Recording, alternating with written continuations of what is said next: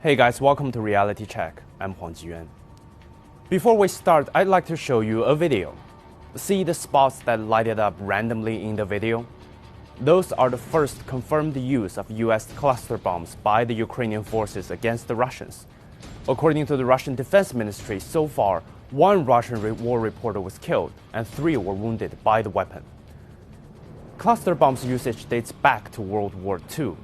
Back then, Germany first used it against the United Kingdom and the Soviet Union, and because of its unique shape, it was nicknamed butterfly bomb. Cluster bombs are weapons that open up in midair and release tens or hundreds of submunitions.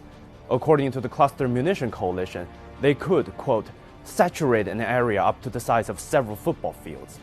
People within the area are very likely to be killed or seriously injured. When the United States announced that it's going to deliver such weapon to Ukraine, it caused an uproar. United Nations Secretary General rejected its use. A Quinnipiac poll showed 51% of Americans disapproved this decision, and major American allies and NATO members like Canada, Germany, Spain, and the United Kingdom opposed it as well. They are extremely dangerous, and they can put the lives of civilians at risk very badly. So we are absolutely not happy with the decision of the United States in this regard, and we do see it as a decision which can bring further suffering and further casualty. A tricky thing about cluster bombs is that they can continue to kill half a century after they were launched. Sometimes the submunitions from the cluster bombs don't detonate as they should. They stay in the ground, dormant for decades, and explode when someone comes into contact with them. You can find real-world examples in Southeast Asia. Between 1979 and 2021, these dud bombs killed nearly 20,000 people in Cambodia and injured more than 45,000. During the Vietnam War, the United States dropped more than 270 million cluster bombs in Laos. Around 50,000 have died because of these unexploded submunitions. A decade ago, it was just a normal day. Young boys doing what they usually do, playing, throwing around a small round object they found in the forest. Intrigued, they tried to cut it open with a knife. A few strikes, then an earth-shaking explosion. A sound that haunts still, even to this day. I picked up my grandson's wounded body. He died from the explosion. I always think about this incident when I work, eat. I always think about it. Say Simon has been doing this for 28 years. It's a painstaking task, using detectors to manually map every centimeter of the ground. On a normal day, her team finds around 10 to 20 cluster munitions. On a good day, more than 100.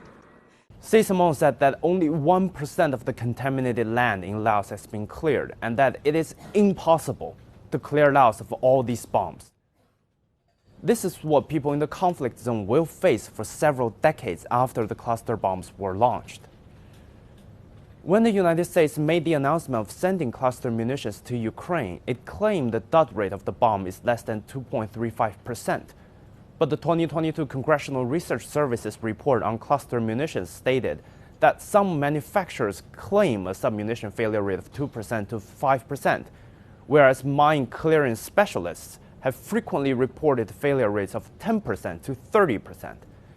Submunitions lacking a self-destruct capability, referred to as dumb munitions, are of particular concern because they can remain a hazard for decades, thereby increasing the potential for civilian casualties. These weapons are they're war crimes, inherently war crimes, because they're indiscriminate weapons. The Geneva Convention, which governs the rules of law, requires all the parties at war to take serious, sustained, and comprehensive measures to protect civilian life.